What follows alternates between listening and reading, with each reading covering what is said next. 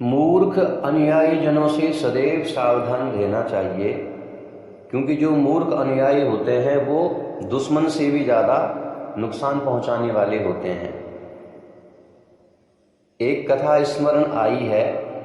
एक राजा था और एक बंदर था।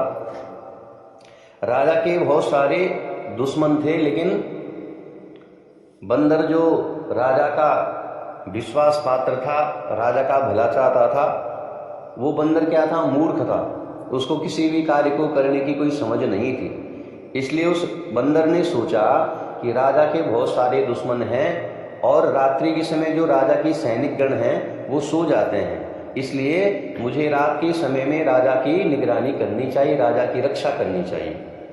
ऐसा सोच करके उस बंदर ने क्या किया, हाथ में एक नंगी तलवार धारण की और नंगी तलवार धारण करने के बाद उसने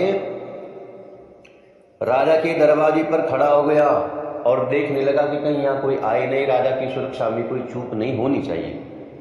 तभी एकाएक बंदर ने क्या देखा कि एक मक्खी राजा को नींद में बड़े बार बार परेशान कर रही थी। कभी राजा की नाक पर बैठती, कभी राजा के मुंह पर बैठती। इस प्रकार से वो बारंबार राजा को परेशान कर रही थी। बंदर ने जब ये देखा तो बंदर को बड़ा गुस्सा आया। उसने सोचा कि मेरे प्रिय राजा को एक मक्खी कैसे तंग कर सकती है, इस मक्खी का कुछ करना चाहिए। अब बंदर राजा के पास खड़ा हो गया और मक्खी पर नजर रखने लगा। कुछ देर में मक्खी राजा की गर्दन पर आकर के बैठ गई। बंदर ने मक्खी के बैठते ही बिना कुछ सोचे समझे तलवार से पूरी ताकत के साथ उस मक्खी पर प्रहार किया, लेकिन बांदर ने प्रहार तो कर दिया, मक्खी उड़ गई और राजा की गर्दन कट गई। राजा मर चुका था।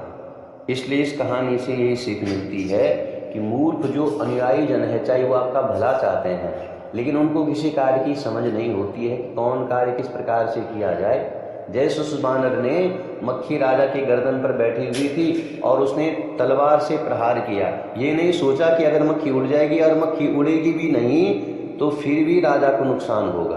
उसको इस बात की समझ नहीं थी, इतना मूर्ख था वो बानर। इसलिए मूर्ख अनुयायी जनों से सदैव सावधान रहना चाहिए।